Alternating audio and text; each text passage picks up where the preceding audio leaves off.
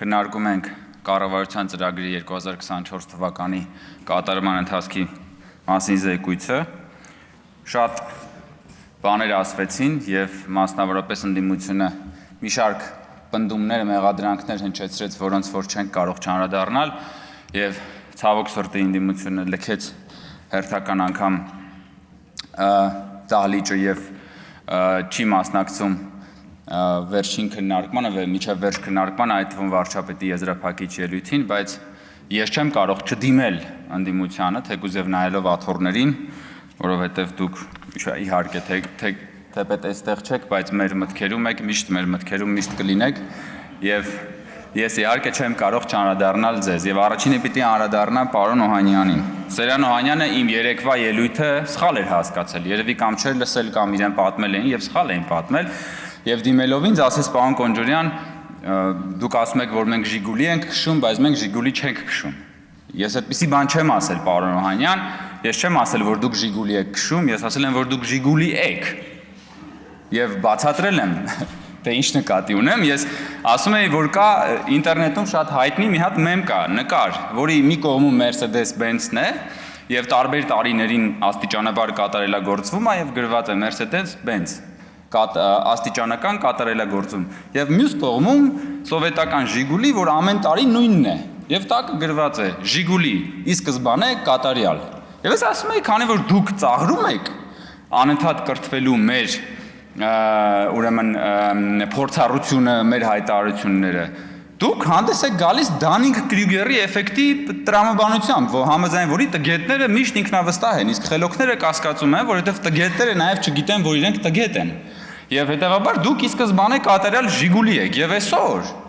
Տիկին Քրիստինե Վարդանյանին ես շատ շնորհակալ եմ։ Ինքը եկավ եւ հաստատեց, հիմնավորեց իմ երեկվա ասածը։ Եկավ եւ ինչ ասեց։ Ասեց այո, նես չէ, որ մենք չենք ուզում կրթվել։ Բայց ասեց մեզ կարա կրթի մենակ Մաշտոցը, Կորյունը եկել Թումանյանը։ Եվ բայց այսինքն ինքը ինչ է ասում։ Ինքը պրակտիկորեն ասում է, որ մեզ ոչ ոք չի կարա կրթի։ Որտեւ Մաշտոցը, Կորյունը եւ Թումանյանը ինչքան հնարավոր էր կրթել, արդեն կրթել են։ Լավ էս գլոբուսի վրա մի հատ կենթանի մարդ չկա, որը ձեզ կարա կրթի, որ հետո ստուգի, բա դուք կրթվեցիք, թե չկրթվեցիք։ Այսինքն ինքը այնպիսի անպարտելի մի հատ նշաձող է սահմանում, որի որևէ մեկը չի կարա ստուգի իր կրթի, ֆոլոուափ չի կարա անի, չի կարա իմանա վերջը այս աշակերտը ինչ որ բան սովորեց, թե չսովորեց։ Դրա համար ինքը ի սկզբանե կատարյալ է արդեն, ինքը սովորելու տեղ չկա, դինոզավր, քաղաքական դինոզավր, որ ասում ենք նեղանում են, եւ ես էլի եմ ասում։ Այո, ընդդիմությունը ոչ թե Ժիգուլի է քշում, այլ լավ կլեր, որ գոնե Ժիգուլի քշած լինեիք։ Ընդդիմությունը Ժիգուլի է։ Եվ ընդդիմությունը այս գիտելիքի կրթության մասին իրենց այս ծաղրուց անակով եւ իրենց այս պահվածքով ապացուցում է, որ ընդդիմադիր դաշտը հասել է իր ինտելեկտուալ կլիմաքսին, որից այն կողմ այլևս զարգանալու ոչ մի տեղ չկա, կամ պիտի ներքև իջնես, կամ պիտի տեղում մնաս, վերջ։ Սա է։ Հիմա ուզում եք սրա հետ պայքարեք, հաջորդ անգամ երբ որ կծաղրեք, գիտելիքը, գիտության մասին խոսել եւ այլն, հիշեք այս ամեն ինչ հարգելի գործընկերներ։ Եվ սա շատ կարեւոր է, ես երեք էլ ասեցի, շնորհակալություն պարոն Մինասյանը եկա։ Վերջին մոհիկանն եք, պարոն, կամ նախավերջին։ Համեցեք, նստեք, պարոն Մինասյան։ Իդեպ Զապարոժեցի մասով բանը ասում էր պարոն Օհանյանը ասում էր Զապարոժից, ես ինչքան գիտեմ Ռոբերտ Քոչանյանն է դեղին Զապարոժեցով եկել ժամանակին Հայաստան։ Եթե չեմ ասել Զապարոժեցների մասով, ես խնդրում եմ մի հատ ավելի ճշգրտումներ արեք։ Սա ձեր գիտելիքի եւ ես էլ եմ ասում, Հայաստանում փոխվել է այդ թվում են, որ իշխանությունը ունի ինքնահայեցման ունակություն, ինքը կարա կանգնի եւ ասի՝ «Մի րոպե, ես ի՞նչն եմ սխալ անում։ Ես որտեղ կրթվելու պակաս ունեմ»։ Որովհետեւ եթե դու ունես այդ ինքնահայեցման հնարավորությունը, դա նշանակում է դու անընդհատ կարող ես գնալ աստիճանական կատարելագործման։ Հաջորդը, որի մասին ես կուզեի խոսել, դա իրական Հայաստանի եւ պատմական Հայաստանի բանավեճներ հենց այս մեր քննարկումների կոնտեքստում։ Եվ ես ուզում եմ ասել հետեւյալը հարգելի գործընկերներ, այնպես չի, որ իրական Հայաստանը ձեր կառավարման ժամանակներում չի եղել։ Եղել է։ Ուղղակի դուք իրական Հայաստանը լցրել եք ձեր գրպանները, պատմական Հայաստանը վաճառել եք հայ ժողովրդի վրա։ Եվ ես ուզում եմ սա բացատրել մի շատ պարզ օրինակով, որի մասին շատ ենք խոսում եւ հատկապես դուք եք այդ հակադրությունը ստեղծում։ Դա Արարատի եւ Արագածի, այսպես կոչված խոսույթի մասին է։ Ինչեք դուք Քրիստինե Վարդանյանը 2 օր առաջ էլի Արարատի նկարը բերել էր այստեղ եւ մեզ մեղադրում էր, որ մենք հրաժարվում ենք Արարատից եւ այլն եւ այլն։ Որն է ի վերջո խնդրեմը ձեր Արագած Սարի հետ։ Որովհետև դուք չեք կարող արագածը մոնետիզացնել։ Չեք կարող դուք արագած սարը մոնետիզացնել։ Դուք չեք կարող արագածից փող քաշել։ Բայց արարած սարը դուք մոնետիզացրել եք։ Դուք այդ արարած սարը, դուք այդ արարած սարի գաղափարը, կորուսյալ հայրենիքի գաղափարը տարել եք Սփյուռք, ցեղասպանության զոհերի ժառանգների մոտ եւ փող եք հավաքել։ Այդ կորուսյալ հայրենիքը վերադարձնելու երազանքով, որովհետեւ շատ լավ գիտեք, որ այդ մարդիկ էմոցիոնալ կապ ունեն Արարատի հետ, բայց դուք չեք կարողանալու այդ նույն մարդկանց արագած սարը տանել վաճառել կորուսյալ հայրենիքի բանով, երազանքով, ու չեք կարողանալու արագած սարից փող քամել։ Նույնիսկ ժամանակին Հայաստանում շատ հայտնի տների գովազդը այդ մասին էր, որ գնեք բնակարան Երևանում եւ ձեր պատուհանից կբացվի տեսարան դեպի Արարատ լեռը։ Չէր ասում Արագած լեռը, որովհետեւ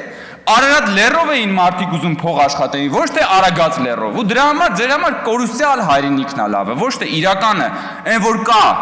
Որտեւ Արագածի շուրջ դուք կարա գնաք օբյեկտներ սարքեք, բաներ անեք, աճուրներով հողերը վերցնեք եւ այլն, դա իրական է, բայց դուք դա լցնում եք ձեր գրպանները։ Իսկ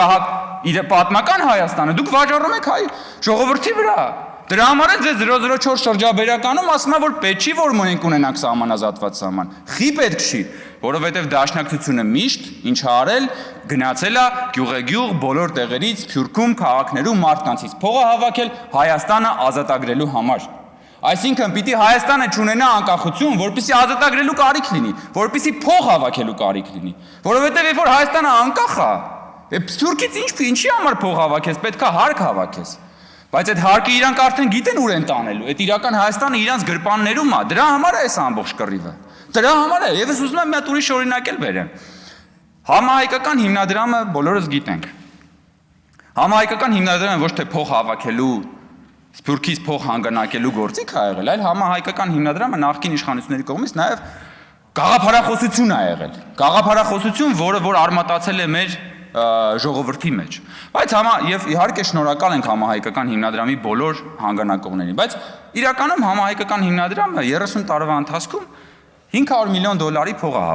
հանգանակել, 500 միլիոնի։ Մենք ասում ենք, Հայաստանի Հանրապետության քաղաքացիները միայն 7 տարվա մեջ լրացուցիչ 4.3 միլիարդ դոլարի փող են մուտք արել պետական բյուջե, հասկանում եք։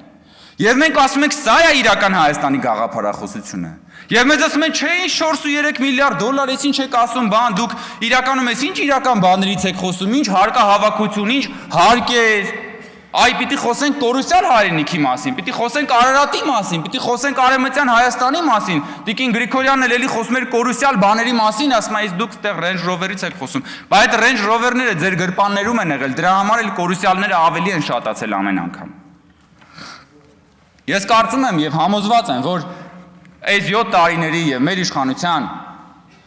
ամենակարևոր թվերից այն կողմ, ամենակարևոր ձեռքբերումներից մեկը այն է, որ այն, ինչ որ 7 տարի առաջ համարվում էր ֆանտաստիկա, այսօր համարվում է նորմալ։ Եվ դա ես կարծում եմ, որ ամենամեծ քաղաքական ձեռքբերումներից մեկն է։ 7 տարի առաջ ֆանտաստիկայի ժանրից էր, որ այդ արագությամբ այդքան միլիարդավոր դոլարներ կարող է մուտք գործեին պետական բյուջե, եւ քաղաքացիները իրենց հարկերը տային։ Այսօր դա նորմալ է։ Ու մեզ քաղաքացիներն ասում են, դե լավ ինչ եք այդքան կարում 4.3 միլիարդ, 4.3, հա նորմալ է։ Եվ ես երջանիկ եմ դրա համար, որ այսօր դա նորմալ է, բայց մի ժամանակ դա նորմալ չէր, դա ֆանտաստիկ էր։ Այն որ ժողովրդավարության համատեքստում այսօր կարող է կառավարող թիմը տարբեր քաղաքներում ժողովրդավարական ընտրություններում հաղթի եւ կարող է որոշ քաղաքներում էլ պարտվի, ժամանակին դա ֆանտաստիկա էր։ Ֆանտաստիկա էր, այսօր դա նորմալ է, էլի մեզ ասում են ինչ եք մեր վրա վաճառում այդ բանը, հա նորմալ է, այո նորմալ է, որովհետև ժողովրդավարությունը ժամանակին ֆանտաստիկայի ժանր էր, հիմա դա նորմալ է։ Այն որ այսօր դատական իշխանությունը կարող է կայացնի որոշումներ, որոնք որ այդ թվում շատ տհաճ են կառավարող մեծամասնության համար, ժամանակին դա ֆանտաստիկա էր, այսօր դա նորից նորմալ է, բայց դա հարգելի գործընկերներ, դա ճանապարհը, որը մենք անցել ենք, դա այս կառավարության եւ այս քաղաքական մեծամասնության քաղաքական հավատամքի արդյունքն է։ Եվ ուզում եմ ասել, որ այն ինչը որ այսօր նորմալ է, երաշխավորված չի, որ միշտ նորմալ է լինելու։ Ոչ մի բան, որ ինչ որ մի պահի նորմալ է, երաշխավորված չի, որ մի օր նորմալ է լինելու։ Որտեւ ամբողջ աշխարհում ժողովրդավարությունն էլ, տնտեսությունն էլ, բարեկեցությունն էլ երաշխավորված չի։ Եվ ես ուզում եմ օրինակը բերել մարդու պարզ ամենապարզ մարդու առողջության վրա, հա, պատկերացրեք մեկի մեջքը ցավում է, անընդհատ ցավում է, չի կարող ոչ նորմալ քայլի, ոչ նորմալ նստի, ոչ նորմալ պարկի, ոչ մի բան չի կարող անի, հետո գնում է երկարատև բուժումներ է ստանում, ու սկսում է մեջքը ուղիղ կանգնել, քայլել, ցատկոտել եւ այդ պահը, այդ վատից լավի անցումը, այդ ամենամոտ պահը ինքը զգում է իր մեջքը։ Մարդը իր ֆիզիկան, իր մարմինը զգում է։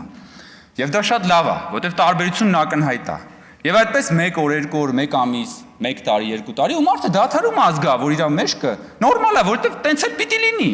Որովհետեւ որ քո մի տեղը չի ցավում, դու չես մտածում, եթե փայծախը չի ցավում, դու առավոտյան չես արտանում ասում, ինչ լավ է, որ այսօր փայծախը չի ցավում։ Բայց դա չի նշանակում, որ մի օր մեջքը չի ցավալու, որ մի օր էլի չես կռանալու։ Դրա համար նրանք, ովքեր որ ասում են, հա դե նորմալ է, էլի, եկեք դրա մասին չխոսանք, չէ, դրա մասին պիտի խոսանք, որ դա մնա նորմալ։ Որովհետև այն ինչ որ նորմալ է, դա երաշխավորված չի, որովհետև այս նաև հատվածում նստած մեր հարգելի գործընկերները ամեն ինչ անում են, որպեսզի Հայաստանը հետ մղեն, հետ տանեն նույն պատմական շրջափուլի մեջ եւ ամեն ինչ անում են, որպեսզի տորպետահարեն խաղաղության գործընթացը եւ վերջում ամփոփելով ես ուզում եմ նաև արձագանքել, երբ որ պարոն Օհանյան դուք ասում եք, որ տգետ թեզ է ձեր ձևակերպումն ասում եք, տգետ թեզ է այն թեզը, որ ասում եք խաղաղությունն է անվտանգության երաշխիքը, դա ոչ թե թեզ է, դա իրականություն է, ես ձեզ ասեմ։ Երկրագնդի վրա մարդկության հայտնի պատմության ընթացքում ամենաբարեկեցիկ դարաշրջանը, որը մեզ հայտնի է, դա երկրորդ համաշխարհային պատերազմից հետո Արևմտյան Եվրոպան է, որի անվտանգության երաշխիքը իր խաղաղությունն է, որը կառուցվել է տնտեսական համագործակցության եւ խաղաղության բաց սահմանների վրա։ Հիմա դուք դա կարող եք անվանել տգետ թեզ, բայց մենք դա համարում ենք իրականություն, որից պետքա սովորել։ Իհարկե կգանք ասեն մեզ մի համատեք եւ այլն, մենք ամեն ինչ շատ լավ հասկանում ենք, բայց մենք նորից ասում ենք, որ այո, խաղաղությունն է հայ ժողովրդի Հայաստանի Հանրապետության անվտանգության գլխավոր երաշխիքը, մենք գնալու ենք այդ ճանապարհով, քաղաքական մեծամասնությունը կառավարության հետ միասնական ջանքերով շարունակելու է գնալ այս ճանապարհով եւ այս հավատամքով։ Շնորհակալություն։